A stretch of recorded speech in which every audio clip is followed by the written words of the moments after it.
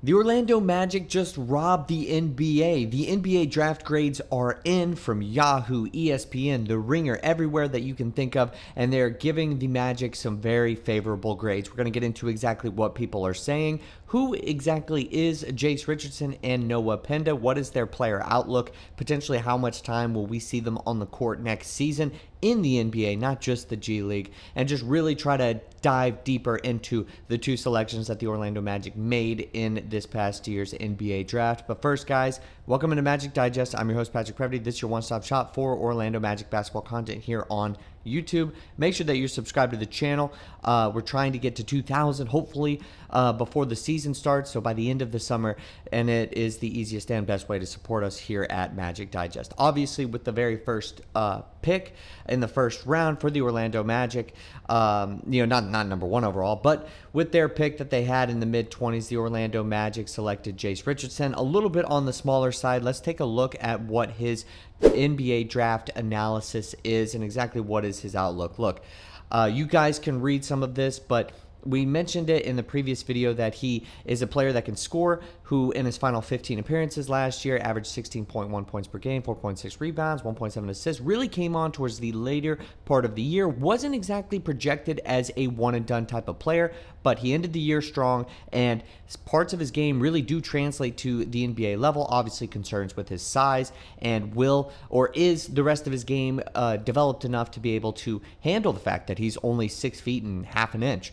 and not the 6'3" that he was listed at originally at Michigan State. He ended with 13 All-Big Ten honors and was named to the Big Ten All-Freshman team. Now, he had some pretty interesting shooting splits as the season went on, but obviously he was more of a player that came on towards the end of the season. So we're kind of just judging based off of that. But 47% shooting from the field, 42% from three-point range, and obviously comes from an NBA lineage, as we've seen pretty consistently over the last handful of years, where his father was in the NBA. Father Jason Richardson played 13 years in the league. Tom Izzo said this about Jace Richardson: Jace is like a 3.9 student. He speaks more languages. I don't even understand him. He's worldly. He works on his game. He doesn't make a lot of mistakes. If he does, I'm going to tell him.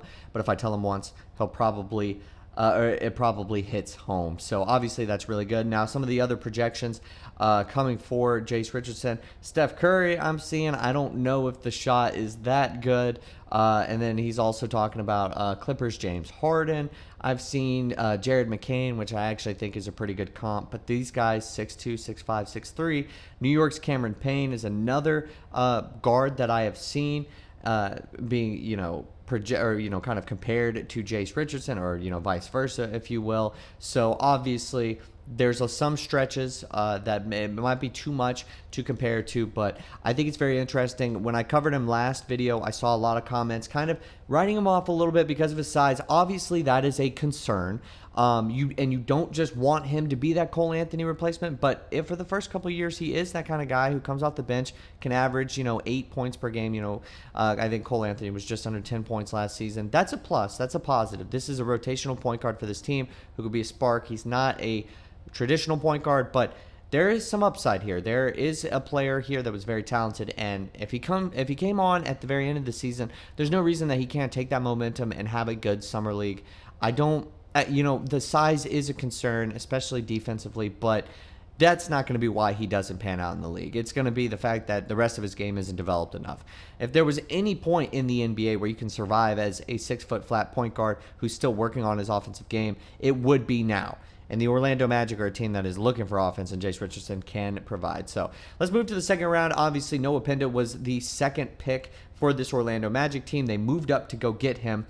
And there were some slight eyebrows raised in a sense, but they were active on the second night. Swapped their 2 second-round picks, numbers 46 and 57, along with 2 future second-round picks to climb all the way up to number 32. Select Noah Penda. The front office has said that they really like him, 6'7", wing guy who should be able to fit. We're good on wings though now. Like there should be no other moves made as far as that is concerned. Now he might be a player who does spend some time in the G League. They've traded now Orlando their 4 firsts, given up a pick swap, and dealt 4 second-round picks for Bane and Noah Penda. I've seen it's circulating around a little bit. That is kind of the bird's eye view of the trade. But let's take a look at the draft analysis for him and who he is as a player. Obviously, born in Paris, France, played overseas. In the 2024-25 season, averaged 10.2 points per game, 5 rebounds, 2.6 assists, 1.4 steals. Now that was in 26.6 minutes across 28 appearances. Has some really good international play as well. Competed in Eurobasket, the Basketball World Cup, and that was both for the U17 and U19 teams.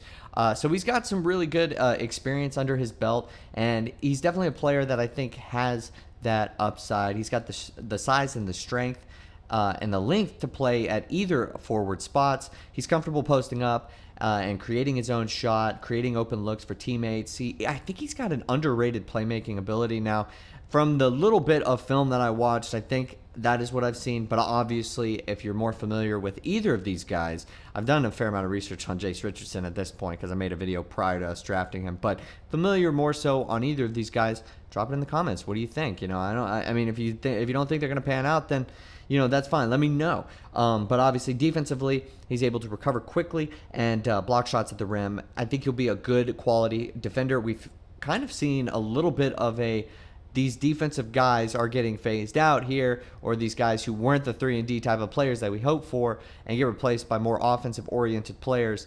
Noah Penda could potentially provide some really good defense. Now, Tristan da Silva, I think that is his spot next year as far as that first wing guy off of the bench, or at least I'm hoping that he can take that position and run with it, or Jamahl Mosley does run with it. But Noah Penda, I think, could be really good. But I think he's going to spend some time in the G League first. And then obviously we're going to have to assess where's Caleb Houston's sitting at. And also, what does this franchise think of Jett Howard? I think them drafting Noah Penda might have just told us everything that we need to know, but we're going to see as the free agency period comes along. Now, let's take a look at what other people are saying. They've gotten some good reviews, and it hasn't just been from one outlet. It's been from multiple.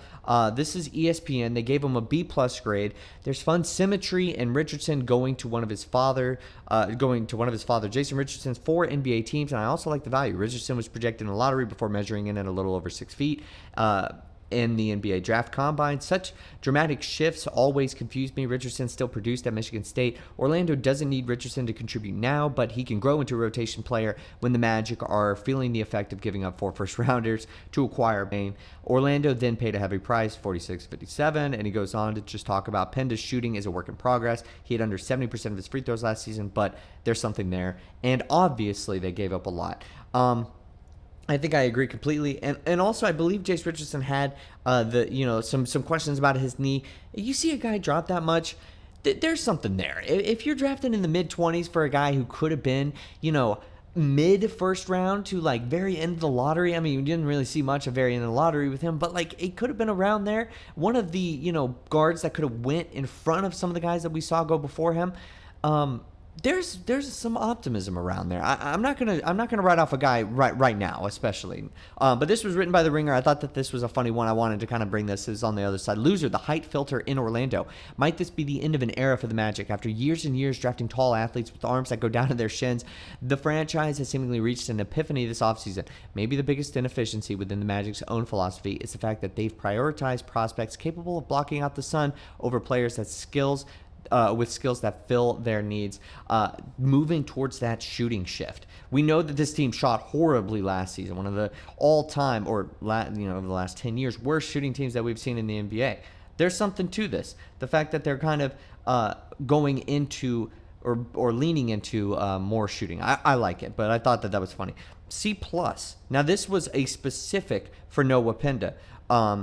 And this was a specific grade. Penda plays with veteran's mind and winning mentality, offering connective playmaking, switchable defense, and a high-level feel. It's a bit of a risk for Orlando, though, since Penda needs to improve his jumper to shine in the long term, but his unselfish game and defensive utility give him a strong foundation to build on. I think part of this grade is really just them moving up to get him. But if you're messing around with these second-round picks, I got to be honest, get your guy. If it takes a couple second-rounders in that same draft, and they were at the tail end of the second round, go get him. And I think that that's part of why this is so low. But still, that was specifically on Noah Penda. Now, this was another grade on Jace Richardson. We're seeing B pluses. Guys, I've seen it plenty of areas where they're giving them A minus. They're not declaring these guys like the Orlando Magic front office losers in this. The Magic needed backcourt depth and floor spacing with shooting. After the Desmond Bane trade, Richardson checks both those boxes. He scores in many different spots, and he did so with efficiency. He even finished at the rim despite his size. He can play on and off the ball and score at various levels, but he was smaller than expected to combine. Yes, same sort of deal. Obviously, not a traditional point guard, but you like to hear some scouts say that he can play on or off the ball. It really doesn't matter right now because we kind of also need a ball handler. So if he was to be a guy who really kind of surprises and takes on a heavier load and plays more minutes, I think that's a major plus. Just to be able to get the ball out of Banchero and Franz's hands periodically through the game, definitely a positive. And we know Jalen Suggs is going to be leading the offense, hopefully, fingers crossed, as far as being that playmaking guy. So having somebody else who can kind of relieve him of his duties throughout the game could be a positive. But still, tempered expectations with Jace Richardson, not going to rule him out. Noah Penda, I think, is a positive pick. We'll probably see him more in the G League this year. And just I'm kind of just brushing off how much they gave up to go get him. I think both picks I do like. And we're just going to wait and see how they play in Summer League. I think it'll be a fun time. But let me know in the comment section down below what you think of those picks. And if you know these guys extensively, drop some knowledge in the comments. Always love to see it. Always love to hear it. And I'll see you guys next time with more Orlando Magic basketball content.